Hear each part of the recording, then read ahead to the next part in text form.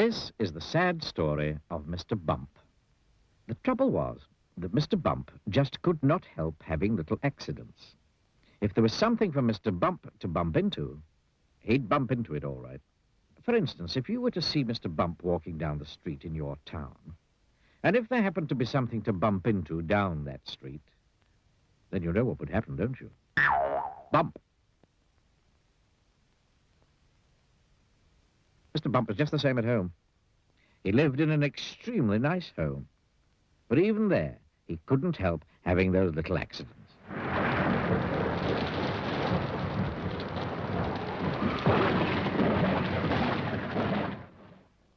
For instance, one morning when Mr. Bump went outside his house, he noticed that the chimney pot had come loose in a storm the night before. I must fix that before it falls off, thought Mr. Bump to himself. And he hurried off to his garden shed to fetch a ladder.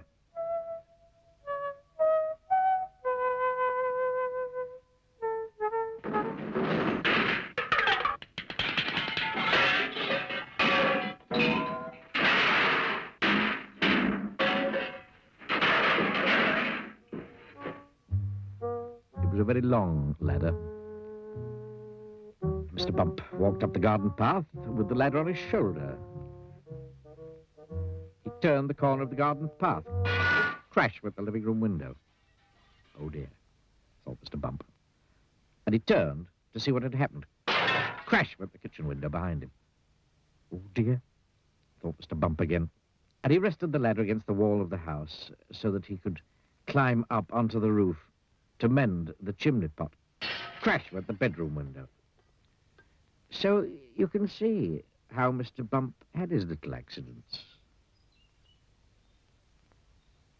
Mr. Bump had had many jobs, but somehow they never seemed to last very long. As soon as anything got lost, or broken, or splintered, or chipped, or snapped, or cracked, or torn, or burst, or wrenched, or crunched, or split, or slit, guess who got the blame? For instance, when Mr. Bump worked on a farm.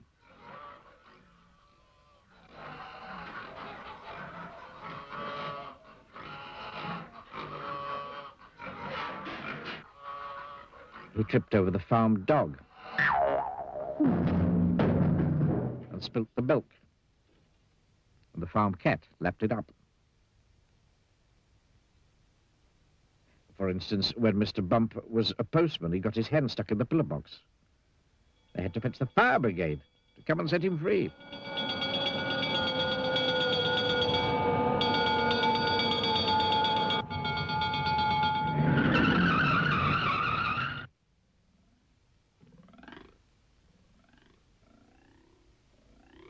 For instance, when Mr. Bump was a carpenter, he found that when he was hammering nails, he hammered his thumb most of the time, and the nail hardly at all.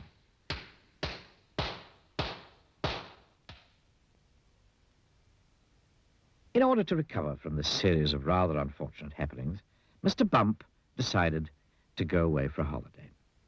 There, he could think about what sort of job he could do where he wouldn't be such a nuisance to everybody. So he set off to the station to catch a train to the seaside.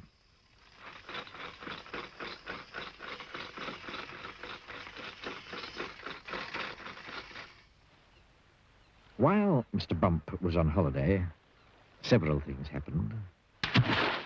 For instance, he fell off a boat into the sea, and the lifeboat had to come and rescue him. For instance, one day when he was quietly walking along the beach, minding his own business, he got his foot stuck in a bucket. And as he couldn't get it off, he had to hop round with it on his foot for hours. And as he hopped along the beach, he hopped straight into a large hole that somebody had dug. And he had to stay there all night because he couldn't climb out on his own. However, despite all these little accidents, Mr. Bump enjoyed his holiday. And while he was there, he had a splendid idea about what sort of a job he should do. It was quite the best idea Mr. Bump had ever had. An absolutely splendid idea.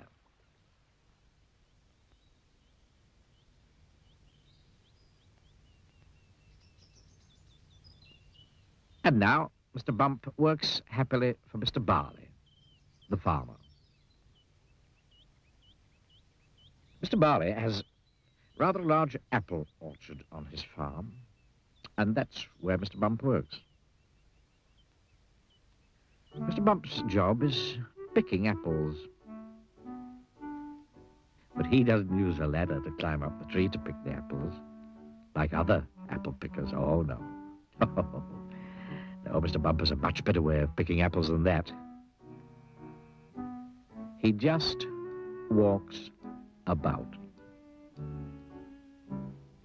And before long, Mr. Bump, being Mr. Bump, walks into a tree.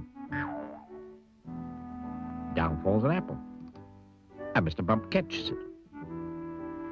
This makes the job of picking apples much easier. Mr. Bump is very pleased about his new job, and Mr. Barley is very pleased about his new apple picker.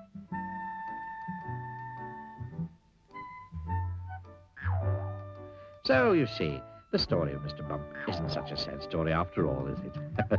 Ooh, ooh.